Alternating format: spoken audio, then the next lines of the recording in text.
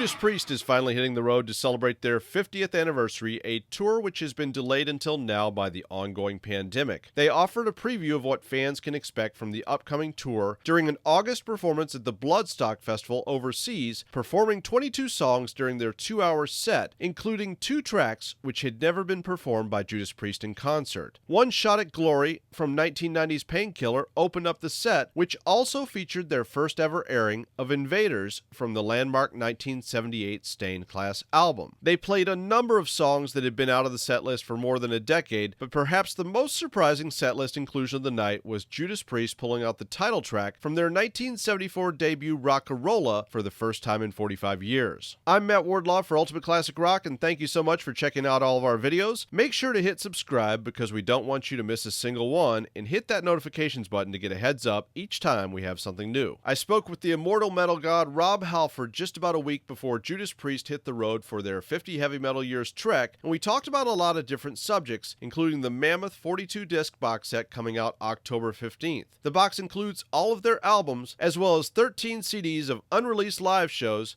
demos, and other rarities. In addition to all of that music, there are tour posters, a replica of the British Steel tour book, photos signed by each band member, and a bunch of additional memorabilia, including a British Steel razor blade, although thankfully they note it's blunt and not sharp, because we don't need any of the Priest metal maniacs hurting themselves in the process of enjoying this box set. Halford takes us inside the preparations for the box set, as well as getting ready to tour in the midst of the pandemic, and we had a good chat, as always. So I guess getting into this, as I was, researching this incredible box set, which, I mean, there's a lot, 442 tracks, 42 CDs. It's an incredible amount of music. And one of the things I came across that I hadn't seen in a while was the video for Breaking the Law, which that was directed by Julian Temple. It just looks like it would be a really fun one to shoot. You storm the bank with a couple of priests, and those priests end up being KK and Glenn. I wondered what sort of memories you might have from that video shoot. Oh, just the sheer energy of the day. It's exciting when you make a video, particularly as it was then, because that whole experience of putting your music into a video composition and sending it out to this fledgling broadcast in America called MTV. But beyond that, knowing that there were outlets showing up all over the world, that your fans could experience you in another dimension beyond the music, in a storyline mini movie format. So yeah, just a crazy day. I think that the most vivid memory for me was when I'm in that Cadillac and we're going over the Hammersmith flyover. It's called the Westway. It goes from London to Heathrow Airport, and we passed the world famous, as it was called then, Hammersmith Odeon, which was a little bit like the Madison Square Gardens of London and the UK, because of all of the extraordinary things that are happening in that building. So I remember that vividly, and especially because Julian was going nuts because the light was fading. It was at sunset, and it was a day shoot. It was a day shoot, so we didn't really have any external lighting to use. But just wonderful memories, yeah. And it's kind of legendary now to watch that Breaking the Law video. Well, this box set, it's a pretty obvious idea on paper, but I think you guys found a way to make it really cool with the unreleased stuff that's here. So I wanted to kind of start there. Like, how did the project kind of start to take shape, and what did you want to see come out of it with the finished product? We wanted something that was different. We wanted something that wasn't kind of creating the feeling of, oh, well, we kind of know what to expect, because that's the way it is when you've had a glorious long life in metal or rock or whatever kind of music. When you have this type of presentation, there's a kind of an inbuilt feeling of, well, I know what's going to come my way. So that was very important for us to work really hard with the team of wonderful people that accrued and curated all of this vast amount of wealth of history in the band, to put something together like that as far as, well, I was going to say, as far as we're aware, nobody's done it. The thing is, when you do something for yourself the first time, you claim it for your own. It's unique to you, and so this is unique to Priest. It's unique to our fans, especially because this is for our fans. You make this for the people that gave you the life in what you do. And it's a celebration, 50 years of heavy metal. So yeah, to find some of these songs that, wow, you know, Mother Son, and didn't even know we got that, and just it's the live reference points that really hit a nerve emotionally, definitely in that format. A live song especially is a little capture of time, metal time machines. Yeah.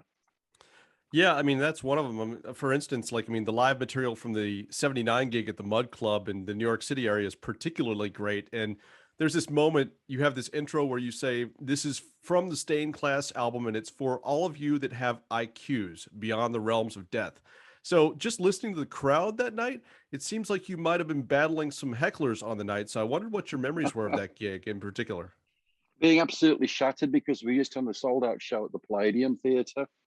We'd done 2 shows at the Palladium, and our label had been very, not pushy, but they'd suggested that if we played the Mud Club, which was kind of like a showcase for the industry, that we would reap the benefits, you know, particularly from radio, we've had a tremendous relationship with radio. And I think back then we were probably a little bit naive as to the importance of this type of event being proposed to us. So we didn't do it reluctantly. There was a little bit of, oh, God, do we really have to do this? But when we got there and we set up, it did feel, hey, this is either going to go, you know, really well, or it's just going to be yawn, you know, because look at these people. The industry people have seen everything. They've seen it all. They've had it all. They've done it all. And so in terms of, are we here to impress you? I don't know. Are we here to make you a fan? I don't know. So that was probably why I made some like bitchy comment like I did. That's yeah, that was a thing for me back in the day. But anyway, regardless of that, it's amazing when we listen to the quality of that show. It's a great gig. Show. It's amazing, isn't it? And of course, we all know the famous story of him meeting Andy Warhol and putting him in handcuffs, and he and I go to the Studio 54 together. That was like a bonus add-on. If I'd have known that was going to happen at the Mud Club, I'd have said, forget Palladium, let's just go straight to the Mud Club, because that's nuts, you know. But yeah, the Mud Club is just a beautiful, unique opportunity to share with everybody. All right, so Andy Warhol, one of the other moments in this show, you dedicate Running Wild to Joe Jackson, and you say, who I'd like to meet later on. I assume that's Joe Jackson, look sharp night and day Joe Jackson. So did you meet him that night? We met, and there's a picture of us kind of looking rather objectively at the camera. We both got a drink, and we're looking like, who the hell are you? What do you want to leave us alone? Yeah. And because Joe was at the top of his game at that moment. He was like, there was him, and I did meet Elvis Costello in an elevator at in London at the Kensington Garden Hotel, and I'm in the elevator, and he comes in, and he goes, "Hey, Rob," and I'm like, "Oh my God, he knows who I am." Hello, Elvis. What's going on? This is great. I've always wanted to meet you, you know.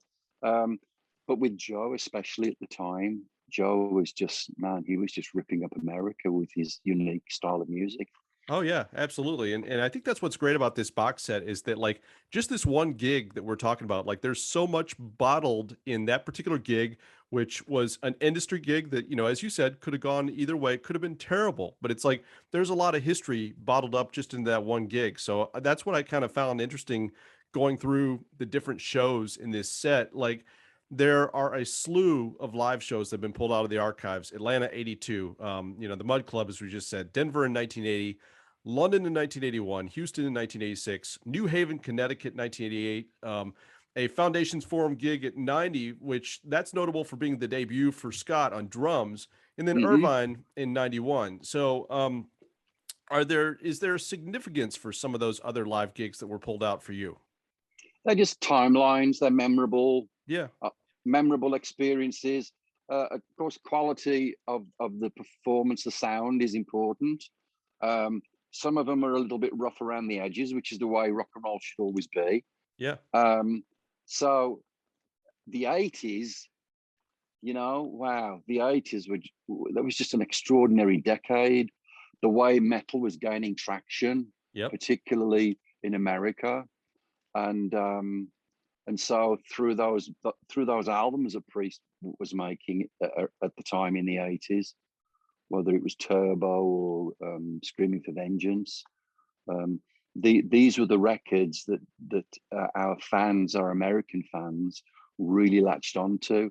So there's that element of purpose behind choosing those particular shows, and to take you around the country, just to let you feel the energy from Priest is off the charts wherever we play in the United States. Yeah, it's cool because it just kind of shows, like you said, timeline, which is a good way to put it. Like, thankfully, this band has been pretty well recorded across the years. And it's like, it's a pretty good spread of different eras of the band, which is fun. Yeah, fun. I'm glad you used that word. Yeah, it should be fun. This is the kind of box set that you can just take years to get through. I'm sure some of our hardcore fans probably listen to it or will be listening to it from the beginning to the end. It's going to be a long, long weekend or week for our hardcore metal maniacs. But yeah, the adventure, the fun and the adventure. It's an adventure in music. It's an adventure in the 50-year life of this band, Judas Priest. So the last two discs are called Beyond Live and Rare, and that's just a hodgepodge of cool stuff from the archives. I mean, seeing, for example, I lived in Odessa, Texas for about 10 years. So seeing a few tracks from the Ector County Coliseum, which somehow 40 plus years later is still open, which is amazing. That's where you start to get a little bit obscure location wise, which is awesome. What was kind of the process of going through the archives in general for this box set? And I guess for you personally, not even necessarily this live stuff, but just in general, the ephemera and stuff. Like, what were you personally kind of excited to come across? Oh, that show right there. I mean, has anybody ever released a live recording from that part of Texas? I Yep. don't know.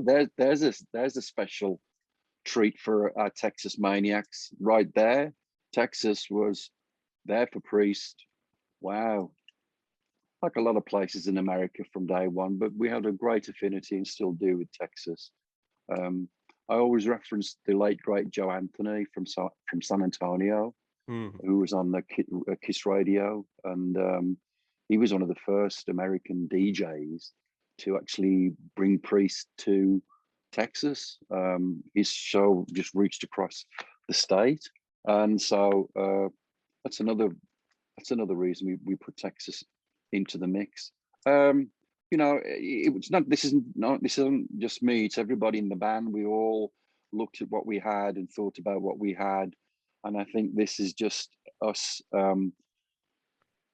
trying to objectively find the best representation to bring all of this music to your ears and to your head, and again try and take you with us on this metal journey, because that's what it is. It's a journey, and to go from as far back.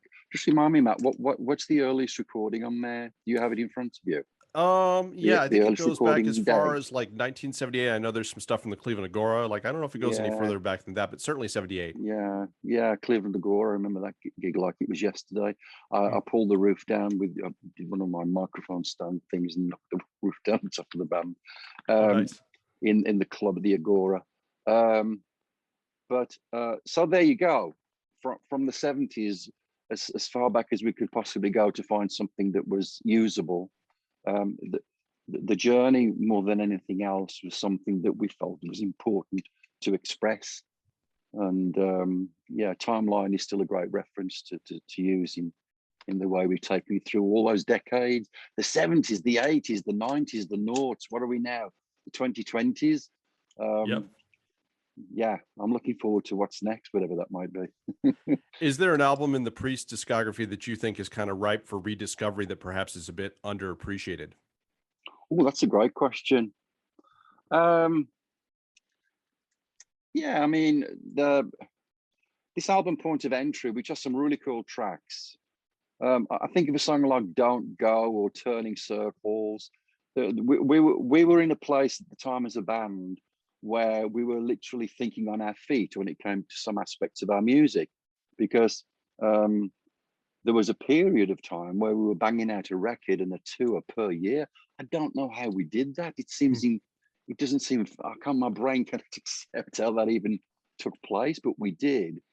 And so, point of entry, I think, as far as, taking a record like British Steel, which has been forensically dissected, and Painkiller, which has been forensically dissected, you listen to all of the songs on Point of Entry, and that record by its own legs tells a story of the way this band has such a broad depth of trying everything. I mean, Turning Circles isn't Painkiller, but it's still Judas Priest. So I think that album is worthy of a listen to, probably more than some of the rest. So the band played one show in mid-August at Bloodstock, your first show in more than 2 years. And it seems like that would have been an emotional thing on a lot of levels, taking the stage after what we've been through as music fans and, musicians, etc., over the past year and a half. Like, what did that day look like for you guys? Oh, emotional is the word. In our home country, the first date of the 50th anniversary celebration, the 20th anniversary of Bloodstock, the first time that a heavy metal crowd had been able to get together in that beautiful way, 20,000 heavy metal maniacs. There were so many things running through my mind, and the guys were going, "Are you going to say anything? Are you going to say anything?"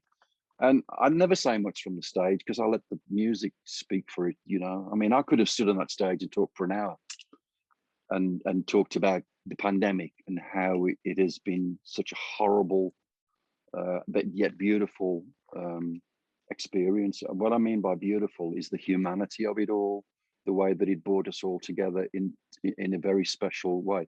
It's unfortunate, but that's what tragedy does for people. That's what conflict, that's what discourse, that's what any kind of part of your life that you're going through with other people brings the beauty out of it. It's one of the purest essences of sharing and empathy and love and compassion with each other. So I could have said all that out of my lips like I'm saying now, but no, everybody had the horns up. They were drinking, their brews, Hales and Horns. I had my first heavy metal beer. And so all of this, it was just, it was amazing. It was just great to be in a festival atmosphere because they are special. There's nothing like a heavy metal festival, and particularly in your home country. And it's like, 30 minutes and change from my home. So I was able to do the show and then go back to my own place and be laying wide awake. It's still 5 a.m. in the morning because I'm buzzing. I'm buzzing from this great, extraordinary experience that we all share together. The band played a few things for the first time in a long time, most notably the title track from Rocka Rolla. Why that one in particular, and what was it like rehearsing that one? Because that's so great to see you guys play that. I threw that out. We all had a list. I threw that out, and Glenn went, "I don't think that's going to work." I don't know if it's going to work either. I said, "But wouldn't it be so cool if we did it? Because there is the title track of the first album this band ever made." And so when we got up into rehearsals and we jammed it, and then Richie put a bit of a twist on it and, double tempoed and made this little bit of an arrangement adjustment. I thought, oh man, this is definitely going to work, So when I did make a little tiny bit of a blab before we played that song at Bloodstock, and then it came in, it just felt euphoric. We'd never, ever, ever in the history of the band played it live, and yet that was when your foot connected with the heavy metal football and the game was on. So I really loved that. And I tell you what I liked about the arrangement. I was on the flight back to America. I was watching this really cool show that Robert Plant did with the sensational sound shifters at Oh yeah, I've seen that. Austin City. Is it Austin City Limits? Yep. And the way that he takes a Zeppelin material and he restructures it, that there are still important aspects of the songs that you connect with, but he takes you on a little bit of an adventure. And that's what I felt when I was on the flight back. I was thinking about Rocka Rolla, and now my mind's going, is there anything else we can do like that? What's another track that we can possibly look at that might take that kind of twist from something way back in the 70s to 2021? Endless opportunities in music. Well, last couple things here. You are in the midst, the band really is in the midst of one of the most unique periods of their career. And Judas Priest is about to go out on tour proper here in the midst of a pandemic. And in the past couple weeks, just a couple of examples, we've seen both Gene and Paul from Kiss test positive. I would imagine that like there's just a range of emotions as you prepare to start this run of shows next week. Here's the thing. We've got to get out there and do it, man. If we don't, we're going to be sitting home for the rest of this year, next year, the year after that, the year after that. This stuff isn't going to go away. We've got to find a way of getting through it. You talk about herd immunity, you talk about all these different things. You can only do as much as you can do. You got your bubble, you got your mask, you got your sanitizer, and even that can't, kill this evil demon of a virus. It hits you when your friends like Gene and Paul get it, and Sebastian Bach and Bruce Dickinson, and all of my other friends. And thankfully, they haven't been devastated by the horrible thing like so many people have. But we've got to do it, man, because I think if the scientists had said, look, everybody hang on, if we give it another year or two, we think we've got the vaccine that's gonna kick its ass. But they haven't, have they? They've just said there's a booster shot coming in September. I'll be first in line for that. And then it's like the lottery, man, because again, I was talking to some friends the other day with certain bands who I won't name, but they've been out for a while and everybody's fine. Crew's fine, band's fine. They're doing the bubble thing, they're doing the protocol thing. It's like the lottery, this virus is, Matt, the way it can suddenly come out of nowhere. I know the Gene and Paul, their whole Kiss thing was doing as best as they could, and yet it creeped in. Oh yeah. It's a horrible, horrible thing. So we have to battle on. We really have to battle on. And I think that that's all we can do. And if ever we needed music, if ever we needed to be with each other, now is the time that we need to do that. And talking about the fans and hopefully for the fans, we have our protocols in place for the fans as well with Live Nation, who are making the bulk of this tour. We have a great relationship with what Live Nation have asked from us, and we're working together to make sure we can make it about as safe as we possibly can. Because at the end of the day, you've got something or you've got nothing, and nobody wants nothing, right? So let's just do our best and keep our fingers crossed, and please God, don't let any of us be hit by this horrible thing. Well, here's the final bit, and it is about music. You have folks like Eric Clapton, Van Morrison in the industry that have kind of been taking a strong stand against the vaccine and even writing songs about it. And what that made me think of is Priest is on the other side of the argument, it seems. How much has this whole pandemic experience influenced the songwriting for the record that you guys have been working on? Well, the simple matter of that is that everything that we've written in Priest has always had this optimistic type of get through. It's the heavy metal battle, isn't it? We get through stuff, we struggle through stuff, we fight against stuff, we push back, we succeed, we overpower. All of these things that surround this pandemic battle has been in Priest's music for as long as I can remember. So there's your message from this band: never give up, never give in. Glenn Tipton, Parkinson, still getting on stage. It's who we are, not just Priest, but all of the metal maniacs, everybody involved in what we do. That's the tenacity, that's the drive that keeps pushing us ahead. You can't be submissive, you can't submit, you can do the necessary things to get you from A to B, particularly with touring. And I don't know. We're making a new album. Maybe there'll be a reference. I don't know. Is it time to forget about it? Unfortunately, we can't. Is there a possibility of a COVID heavy metal go to hell? We'll see. Well, thanks for all the music, man, and I'm thrilled to see that you're keeping this pandemic beard rocking. So it's a good stage Yeah, prop. baby. Yeah, you got some catching up to do, brother. I know, right? Yeah. Yeah. So, hey, man, I'll let you run on, but thanks as always All for the right. time, Rob. It's a pleasure. All the best. Be safe.